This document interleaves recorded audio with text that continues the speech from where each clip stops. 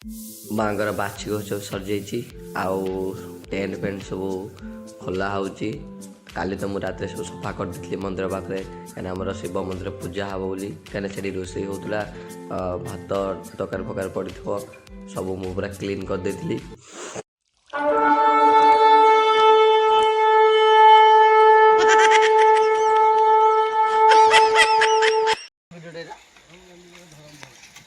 କାହିଁ ତୁ ମାରିଛୁ ନା? ହଁ ମାତିନି ଷ୍ଟାର୍ଟ ହେଇଛି। ହଁ ୟା କ'ଣ କହିବି ଆପଣ କ'ଣ କରୁଛନ୍ତି ଏଠି? ବର୍ତ୍ତମାନ ମୁଁ ମୋ ଭାଇର ଜିନିଷଟାକୁ ସଫା କରୁଛି। कौन है ये लोग? कहां से आते हैं ये? କେମିତି ସଫା କରୁଛନ୍ତି ଟିକେ କହିବେ କି? ଏମିତି ଏମିତି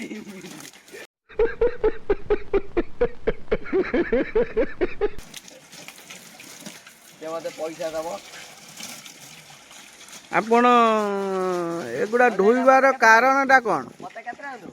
ଏଟା ଧୋଇବାର କାରଣଟା କ'ଣ? ଧୋଇବାର କାରଣ ଏଇଆ କି ଯେହେତୁ ବଜେଟ୍ କମ୍ର ମୋ ଭାଇ ଆସିଛି, ସେ ମୋତେ ଧୋଇବାକୁ ପଡ଼ୁଛି। ଜୟ ଜଗନ୍ନାଥ, ଜୟ ଶ୍ରୀରାମ। ଆପଣ ସମସ୍ତଙ୍କୁ ୱେଲକମ୍ କରୁଛି ଆଉ ଗୋଟେ ନୂଆ ଫ୍ରେଶ୍ ବ୍ଲଗ୍ରେ। କାଲି ଆପଣମାନେ ଦେଖିଥିବେ ମାଆଙ୍କର ପୂଜାଟା କେମିତି ଧୁମଧାମରେ ହେଇଛି। ଯେଉଁମାନେ ଦେଖିଛନ୍ତି କେମିତି ଲାଗିଛି କମେଣ୍ଟରେ ନିହାତି ଜଣାଇବେ।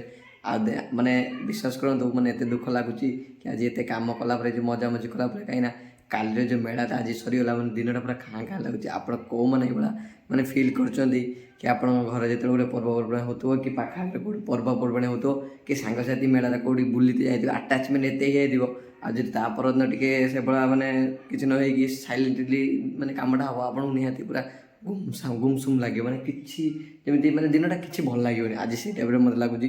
ସକାଳୁ ସେ ସବୁ ପ୍ରେସ୍ କରିଦେଲି, ବର୍ତ୍ତମାନ ମୁଁ ଗାଧୋଇ ପାଧୋଇ ପଳେଇ ଆସିଲି। ଆଉ ବର୍ତ୍ତମାନ ଯିବି ମନ୍ଦିର କତିରେ ସବୁ ଯଜ୍ଞ ସବୁ ସଫାସଫି କରିବି, କରିକି ପୂଜାପୂଜି କରିକି ତାପରେ ଖାଇବି। ଆପଣମାନେ କାଲିକା ବ୍ଲଗ୍ ନିହାତି ଦେଖନ୍ତୁ। ଯେଉଁମାନେ ନ ଦେଖିଛନ୍ତି, ଏ ପୂର୍ବ ଭିଡ଼ିଓ ଗୋଟେ ପଡ଼ିଛି, ପୁରା ଫୁଲ୍ଲି ପଡ଼ିଛି, ଦେଖନ୍ତୁ ଆଉ ଏନ୍ଜୟ କରନ୍ତୁ। ଆଉ କେମିତି ଲାଗିଛି ଭିଡ଼ିଓଟା କମେଣ୍ଟ ମୋତେ ନିହାତି